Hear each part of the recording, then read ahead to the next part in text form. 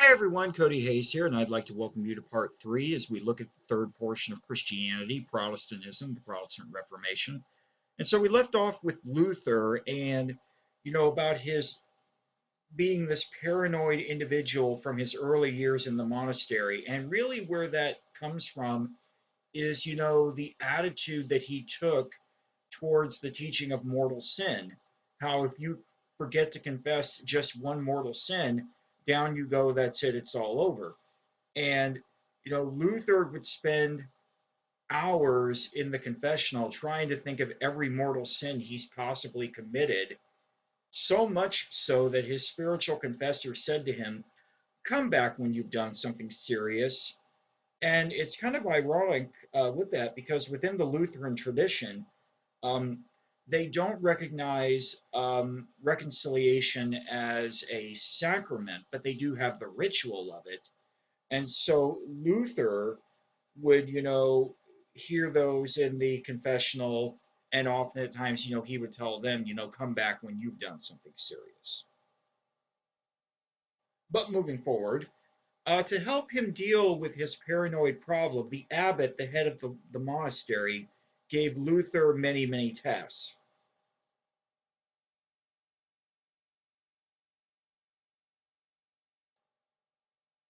So, what exactly do you have going on here? Well, okay, the abbot, the head of the monastery, realizes that, Luther has got this paranoid issue, but, if we give him things to do and focus on that, he can focus on that and hopefully, eventually overcome this issue of paranoia. Like for example, Brother Martin, you go out and clean the stable. So he focuses on cleaning the stable, that type of thing. Another thing that the abbot had Luther do was to complete his doctorate in theology. Of course, during this time period, if you were lucky enough to go to university, everybody took courses in theology. Luther would have done so even as he was starting to become a lawyer. Everybody took courses in theology. It was looked upon as the science of sciences. Well, as a professor of theology at Wittenberg University, this young university at the time, Luther came to a conclusion upon reading Romans chapter 1, verse 17.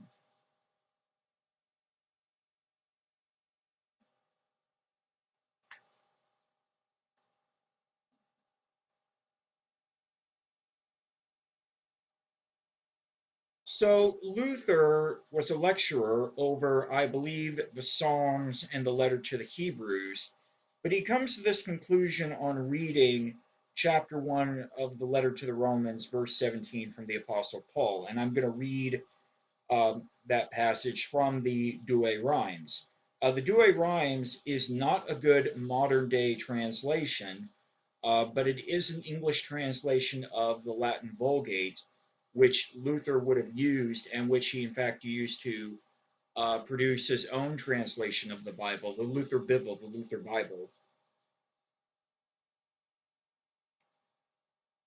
For the justice of God is revealed therein from faith unto faith, as it is written, the just man liveth by faith, which is a reference there to the prophet Habakkuk, one of the minor prophets of the Hebrew Bible. And for Luther, he took that passage to be by faith alone.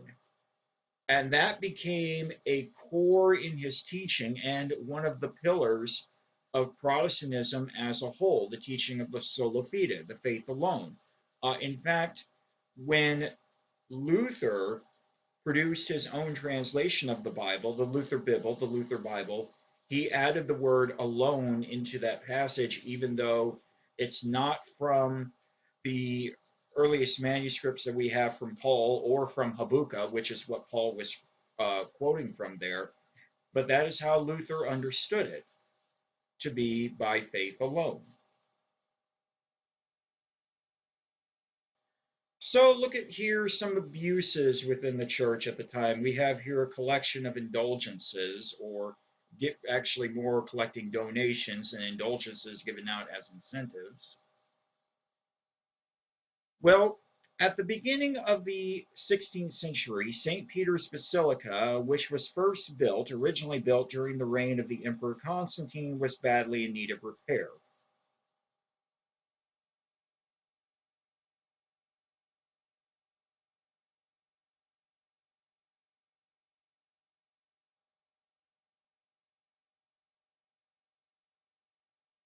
So, okay, what's going on here? Well, St. Peter's Basilica, it was first built during the reign of the Emperor Constantine. When Constantine favored the Christian movement, one of the areas that he gave them was essentially a graveyard, but the graveyard had the tomb of the Apostle Peter. And so he financed the building of a church over that tomb, which became the first St. Peter's Basilica. Well, now we're 1,000 years into the future, and that church is beginning to fall apart. So the Bishop of Rome, the Pope at the time, Julius II, he makes the controversial decision that what we're going to do is we're going to tear down the old church and we're going to build a new one. And the new one is the one that's currently there today. But okay, we're going to tear down the old church and we're going to build a new one. Well, how are we going to pay for it? Well, to help build the new church, Julius II, the Bishop of Rome, the Pope, decided that indulgences would be given out as an incentive to give a donation to help finance the new church. And this was carried on by his successor, Leo X.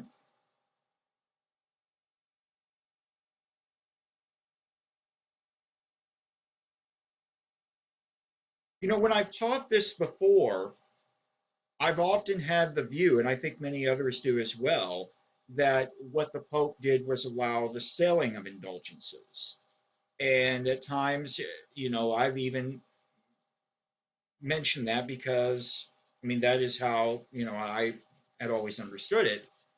But then when I started to, go back and re-look at the history, I found out that's not quite what happened. That indulgences were actually given out as an incentive to give a donation, which companies do all the time. Call now and you'll get whatever it is it may be.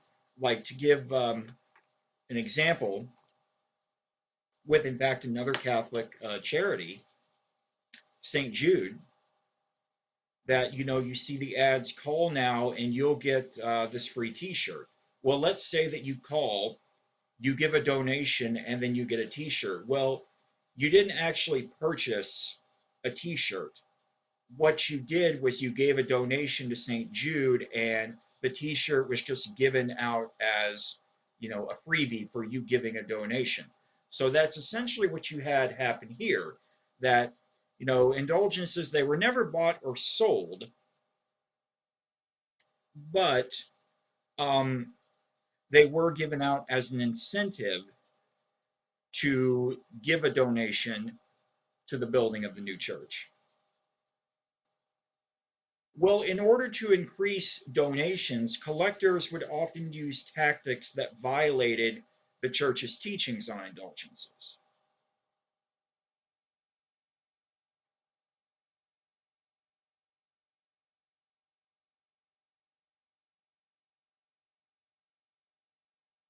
So, some of the things that the collectors, would say would be things like that. One of the ones that's quite famous, gone down in history, about how, like, when the copper coin goes ping in the coffer, the soul in purgatory springs. Well, the church didn't actually teach that. Um, Another would be something like, give $500, to the building of the new St. Peter's Basilica, and 500 members of your family will go to heaven through these indulgences. Well, again, the church didn't actually teach that. Another one, uh, where Luther was focusing on one particular indulgence seller, Johannes Tetzel, that Tetzel supposedly made the statement, you know, with this piece of paper, this indulgence, this would forgive you from having sexual relations with the Virgin Mary if such a thing was actually possible. Well, you know, the church most certainly did not teach that, and Tetzel denied ever having said that. But that's what you had going on, and in fact, to potentially to prevent this from happening again, in implementing the reforms of the Council of Trent, the Bishop of Rome at the time, Pope Pius the Fifth, memory serves me correct, he declared that indulgences cannot be received through any charitable act that involves the transaction of money. So essentially saying they in no way, shape, or form can be bought or sold. Well, Luther offers a response to this. In response to the abuse of indulgences, Luther wrote in 1517 the 95 Theses, the 95 Statements.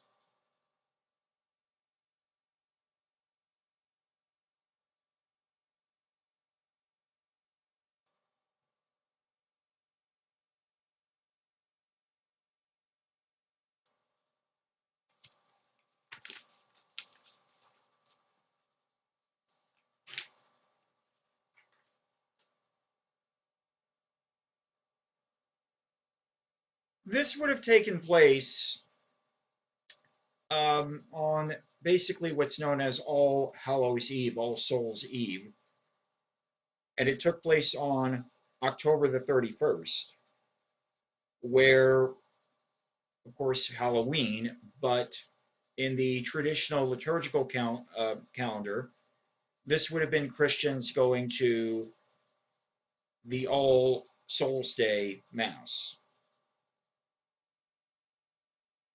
And the story is that as they were entering the church in Wittenberg, they saw nailed on the door, and below here is a photograph of the door, the thesis door, where Luther supposedly nailed the 95 Theses. Now,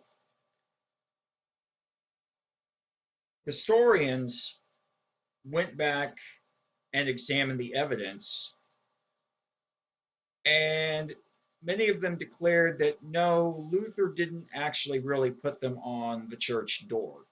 What actually happened was that he placed them on a bulletin inside the church. But nonetheless, he wrote them, and you know, at least 60 to 70% of them are pretty much, you know, in harmony with Catholic theology. There are a few, you know, here and there where, you know, there might be some gray area, but pretty much the majority of them are in harmony with what the Catholic Church teaches.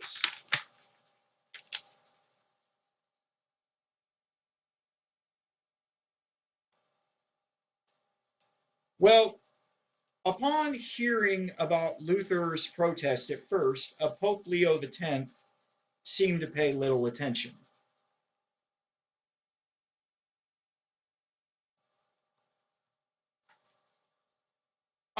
This took a while for, you know, word to have reached the Pope in Rome. More than likely, this reached him around the time of the start of Advent, the beginning of the Christmas season. And it's said that the Pope responded back with, well, Brother Martin, he seems to be this fine man of genius. And this is nothing more than a squabble among monks.